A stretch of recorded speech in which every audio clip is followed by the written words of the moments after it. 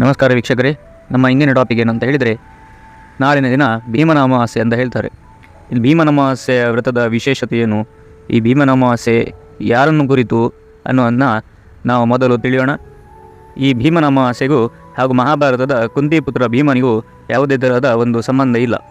ಯಾಕೆಂದರೆ ಭೀಮ ಅಂದರೆ ಒಂದು ರುದ್ರದೇವರ ಒಂದು ರೂಪ, ಭೀಮ ರೂಪದ ರುದ್ರದೇವರ ಒಂದು ಆರಾಧನೆ ಹಾಗೂ ಅವರ ಪ್ರೀತ್ಯರ್ಥ ಮಾಡುವಂತಹ ವ್ರತ, ಪಾರ್ವತಿ ಪರಮೇಶ್ವರರನ್ನು ಕುರಿತು ಮಾಡುವಂತಹ ಒಂದು ವ್ರತ. ಭೀಮ ಅಂದರೆ ಅರ್ಥ ಏನಂದರೆ, ಭೀ ಅಂದರೆ ಭೀತಿ, ಹೆದರಿಕೆ.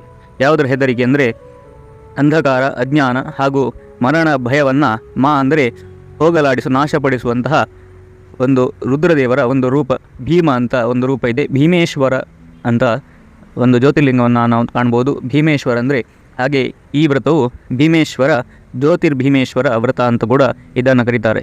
ಇದನ್ನು ಪತ್ನಿ ತನ್ನ ಗಂಡನ ದೀರ್ಘಾಯುಷ್ಯಕ್ಕಾಗಿ ಮಾಡ್ತಾಳೆ. ಹಾಗೆ ಕೆಲವು ಕಡೆ ತಮ್ಮ ಅಣ್ಣ ತಮ್ಮಂದಿರಿಗೂ ಕೂಡ ಅವರ ಪ್ರಯುಕ್ತ ಕೂಡ ಮಾಡ್ತಾರೆ. ಹಾಗೂ ಕೆಲವು ಕಡೆ ವಿವಾಹವಾಗದ ಸ್ತ್ರೀಯರು ಕೂಡ ಒಂದು ಒಳ್ಳೆಯ ಗಂಡ ಸಿಗಲಿ ಅನ್ನುವಂತಹ ಒಂದು ವಿಷಯವಾಗಿ ಇದರ ವ್ರತವನ್ನು ಆಚರಿಸ್ತಾರೆ. ವ್ರತದ ಚೈತನ್ಯ ಹಾಗೂ ಮಹತ್ವವನ್ನು ಎತ್ತಿ ಹಿಡಿಯಲಿಕ್ಕಾಗಿ ಯಾವಾಗಲೂ ಪುರಾಣದಲ್ಲಿ ಹಿಂದಿನ ಘಟನೆಗಳನ್ನು ಋಷಿಗಳು ಕಥೆಯ ರೂಪದಲ್ಲಿ ಹೇಳ್ತಾರೆ. ಶೌನಕಾದಿ ಋಷಿಗಳು ಒಮ್ಮೆ ಸೂತ ಪುರಾಣಿಕರ ಬಳಿ ಬಂದಿರ್ತಾರೆ. ಅವರು ತುಂಬ ಕಥೆಗಳನ್ನು, ಪುರಾಣಗಳನ್ನು ಕಥೆಯ ರೂಪದಲ್ಲಿ ಹೇಳಲಿಕ್ಕೆ ಅವರು ತುಂಬ ಫೇಮಸ್ ಇದ್ದರು ಆ ಟೈಮಲ್ಲಿ. ಹಾಗೆ ಈ ಕಥೆಯ ನಿರ್ದೇಶನ ಕೂಡ ಸೂತ ಪುರಾಣಿಕರೇ ಮಾಡ್ತಾರೆ. ಅದರಲ್ಲಿ ಸೌರಾಷ್ಟ್ರದ ದೊರೆ ವಜ್ರಬಾಹುವಿಗೆ ಒಬ್ಬ ರಾಜಕುಮಾರ ಇರ್ತಾನೆ, ಮಗ ಇರ್ತಾನೆ. ಅವನ ಹೆಸರು ಜಯಶೇಖರ ಅಂತ. ಅವನಿಗೆ ವಿವಾಹ ಮಾಡುವ ಒಂದು ಪ್ರಯತ್ನ ರಾಜ ಮಾಡ್ತಾ ಇರ್ತಾನೆ. ಆ ಕಾಲದಲ್ಲಿ ಅಕಾಲಿಕವಾಗಿ ಅವನ ಮರಣ ಆಗ್ತದೆ. ಆ ಸಮಯದಲ್ಲಿ ಅವಿವಾಹಿತರಿಗೆ ಅಂತಿಮ ಸಂಸ್ಕಾರ ಇಲ್ಲ ಅಂತ ಒಂದು ವಿಷಯ ಇತ್ತು. ಆ ವಿಷಯನ ಮಂತ್ರಿ ರಾಜನಿಗೆ ಹೇಳ್ತಾನೆ. ಆಗ ಮಂತ್ರಿಯ ಇನ್ನೊಂದು ಸಲಹೆ ಮೇರೆಗೆ, ನನ್ನ ಮಗನನ್ನು, ಅಂದರೆ ನನ್ನ ಸತ್ತ ಮಗ ಏನಿದ್ದಾನೆ ಅವನಿಗೆ ಯಾರಾದರೂ ತನ್ನ ಮಗಳನ್ನು ಕೊಟ್ಟು ವಿವಾಹ ಮಾಡಿದರೆ ಅವರಿಗೆ ಅರ್ಧ ರಾಜ್ಯ ಕೊಡ್ತೇನೆ ಅಂತ ಒಂದು ಸುದ್ದಿ ಹೊರಡಿಸ್ತಾನೆ. ಅದರಂತೆ ಒಬ್ಬ ಕಡು ಬಡತನದಲ್ಲಿ ಇದ್ದ ಬ್ರಾಹ್ಮಣ ಒಂದು ದುರಾಸೆಗೆ ಬಲಿಯಾಗಿ ತನ್ನ ಮಗಳನ್ನು ಅವನಿಗೆ ಕೊಟ್ಟು ಮದುವೆ ಮಾಡಿಸ್ತಾನೆ. ಆ ಸಮಯದಲ್ಲಿ ಆಷಾಢ ಮಾಸದ ಅಮಾವಾಸ್ಯೆ ದಿನ ಭಾರಿ ಮಳೆಯಿಂದಾಗಿ ಅಂತ್ಯಕ್ರಿಯೆ ಅಪೂರ್ಣಗೊಂಡು ಎಲ್ಲ ಮಳೆಗೆ ಹೆದರಿ ಎಲ್ಲರೂ ಆಚೆ ಈಚೆ ಚೆಲ್ಲಾಪಿಲ್ಲಿಯಾಗಿ ಹೋಗ್ತಾರೆ. ಆದರೆ ಅವಳ ಪೋಷಕರು ಸಹ ಅವಳನ್ನು ಬಿಟ್ಟು ಹೋಗ್ತಾರೆ. ನಂತರ ಅವನ ಸತ್ತ ರಾಜಕುಮಾರನ ದೇಹದೊಂದಿಗೆ ಆ ಮದುವೆಯಾದಂಥ ಹುಡುಗಿ ಒಬ್ಬಳೇ ಇರ್ತಾಳೆ. ಅವಳಿಗೆ ದಿಕ್ಕು ತೋಚದಾಗಿ ಏನು ಮಾಡೋದಂತ ಗೊತ್ತಾಗದೆ ಅಲ್ಲೇ ಕೂತ್ಕೊಂಡಿರ್ತಾಳೆ.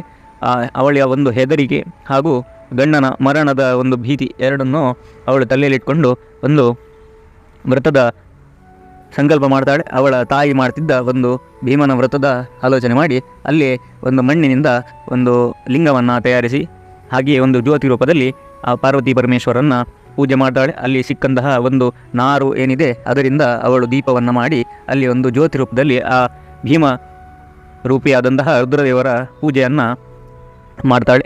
ಮಾಡಿದಂತೆ ಪ್ರಸನ್ನನಾಗಿ ರುದ್ರದೇವರು ಅಲ್ಲಿ ಪ್ರತ್ಯಕ್ಷನಾಗಿ, ಪಾರ್ವತಿ ಸಮೇತ ಪ್ರತ್ಯಕ್ಷನಾಗಿ, ನಿನಗೇನು ಹೊರಬೇಕು ಅಂತ ಕೇಳಿದಾಗ ಅವಳು ನನ್ನ ಗಂಡನನ್ನು ಜೀವಂತ ಮಾಡಿಕೊಡು ಅಷ್ಟೇ ಸಾಕು ಅಂತ ಕೇಳ್ತಾಳೆ. ಅವಳ ಭಕ್ತಿಗೆ ಪ್ರಸನ್ನನಾಗಿ ಪರಮಾತ್ಮ ಆ ಸತ್ತ ರಾಜಕುಮಾರನನ್ನು ಬದುಕಿಸ್ತಾರೆ.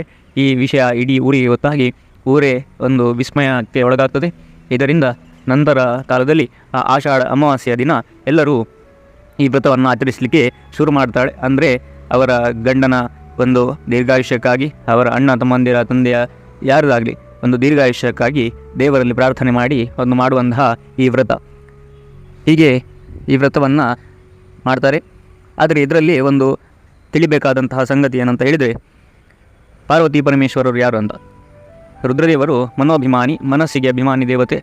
ಹಾಗೂ ಪಾರ್ವತಿ ವಾಕ್ ಅಂದರೆ ಮಾತಾಡುವ ಮಾತಿನ ಹಾಗೂ ಬುದ್ಧಿಯ ಅಭಿಮಾನಿ ದೇವತೆ. ಹಾಗೆ ನಮ್ಮ ಮಾತಿನಿಗೆ ಹಾಗೂ ಬುದ್ಧಿಗೆ ಯಾವುದೇ ಭಯ ಬರದಾಗೆ, ಯಾವುದೇ ಗೊಂದಲಕ್ಕೊಳಗಾಗದೆ, ಒಂದು ಮರಣ ಭಯ ಬಾರದೆ ನಮ್ಮ ಮನಸ್ಸು ಏಕಾಗ್ರಚಿತ್ತವಾಗಿ ಆ ಪರಮಾತ್ಮನಲ್ಲಿ ಧ್ಯಾನ ಮಾಡಬೇಕು. ನಮ್ಮ ಬುದ್ಧಿಯು ಹಾಗೆ ನಮ್ಮ ಮಾತು ಆ ಮನಸ್ಸಿಗೆ ಸರಿಯಾಗಿ ಹೊಂದಿ, ಪ್ರಕೃತಿ ಪುರುಷ ಒಂದು ಸರಿಯಾದ ಮಿಲನ ಹೊಂದಿ ಆ ಪರಮಾತ್ಮನಲ್ಲಿ ಧ್ಯಾನ ಮಾಡುವ ಹಾಗೆ ಏಕಾಗ್ರ ಚಿತ್ತ ನಮಗೆ ಕೊಡಬೇಕು ಅಂತ ಪಾರ್ವತಿ ಪರಮೇಶ್ವರಲ್ಲಿ ನಾವು ಬೇಡುವುದು.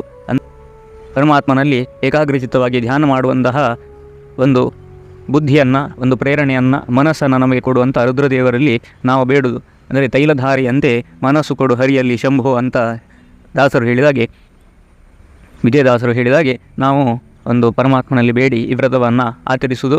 ಇದನ್ನು ತಿಳಿದುಕೊಂಡು ಈ ಕಥೆಯನ್ನು ಮನಸ್ಸಿನಲ್ಲಿ ಇಟ್ಟುಕೊಂಡು ನಾವು ಮಾಡೋದ್ರಿಂದ ಎಲ್ಲ ಕಾರ್ಯ ಸಾಧ್ಯವಾಗ್ತದೆ ಅಂತ ಹೇಳ್ತಾ ಇವತ್ತಿನ ವಿಡಿಯೋನ ಇಲ್ಲಿ ಮುಕ್ತಾಯ ಮಾಡ್ತೇವೆ. ಧನ್ಯವಾದಗಳು. ಶ್ರೀಕೃಷ್ಣ ಅರ್ಪಣಮಸ್ತು.